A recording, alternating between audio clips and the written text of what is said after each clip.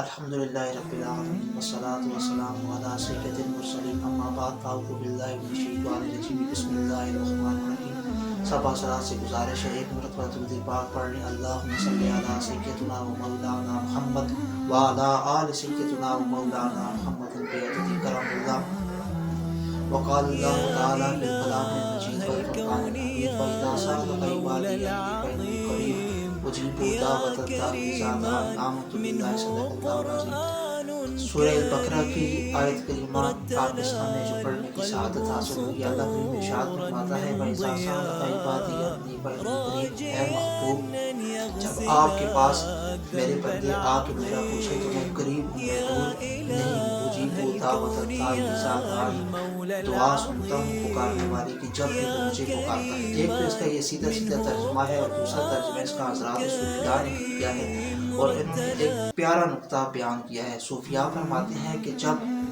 اللہ کے بندے نبی پاک جناب سید المرسلین صلی اللہ تعالیٰ علیہ وسلم کے پاس آ کے اللہ کا پوچھیں تو اللہ فرماتا ہے اے حبیب پھر بھی کیا میں دور ہوں؟ کیا میں پھر بھی دور ہوں؟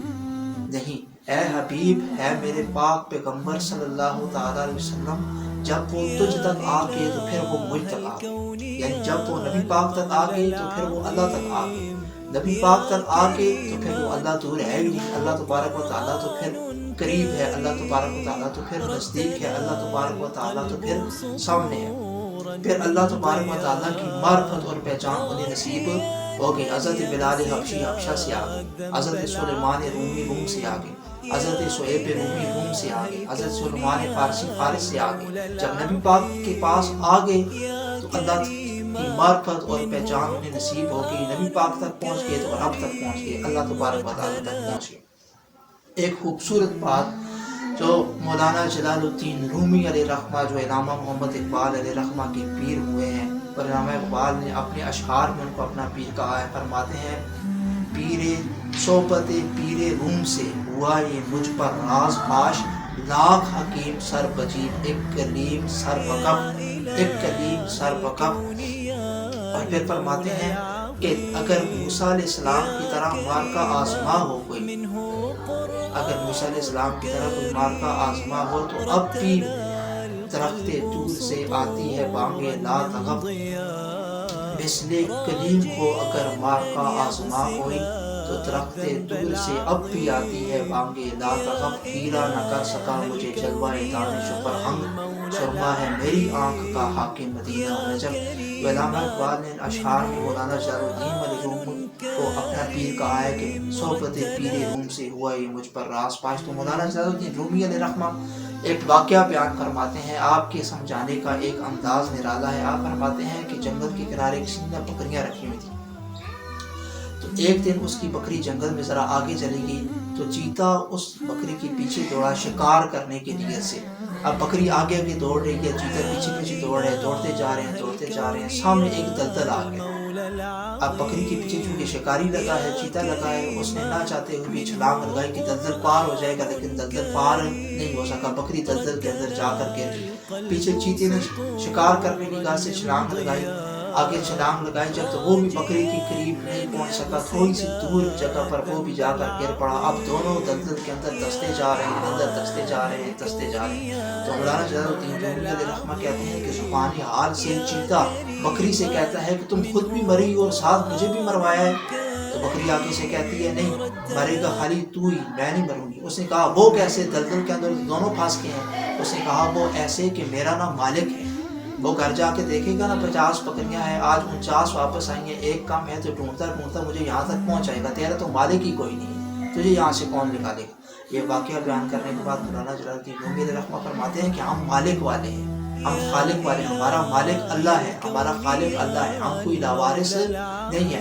اور یار دنیا کی پریشانیوں سے، مصیبتوں سے، تکالیف سے کیوں پریشان ہوتے ہو؟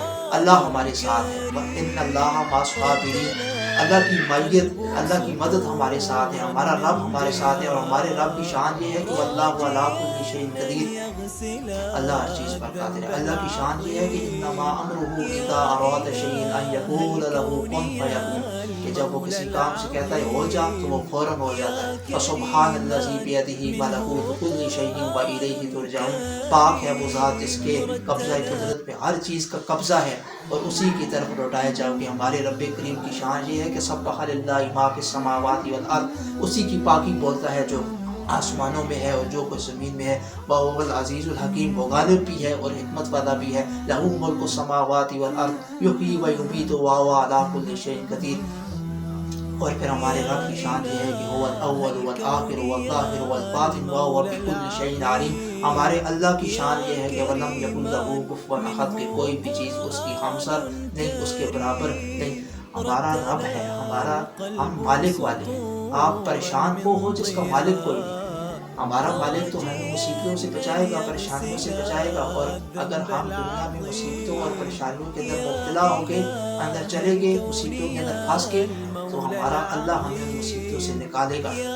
अगर आप ईमान वाले हैं तो अल्लाह करीम आपकी मदद फरमाएगा। यंसुरकुमुल्लाहु फला गालिब लकुम, कि अल्लाह अगर जिसकी मदद करे तो उस पर कोई भी चीज़ गालिब नहीं आ सकती। व अन यख्ज़ुलकुम फमन ज़ल्लज़ी यंसुरुकुम मिन बादी, और अगर अल्लाह तुम्हें छोड़ दे तो फिर कौन है जो तुम्हारी मदद करे।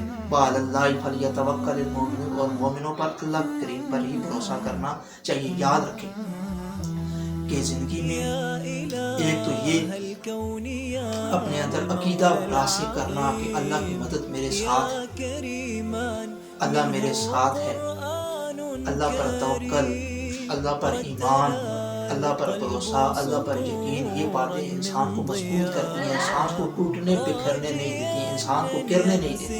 ये चीज़ें इंसान को मजबूत कर देती हैं। ठीक है। और दूसरी बात ये आप हज़रात से अर्ज़ करनी है कि एक बंदा रोना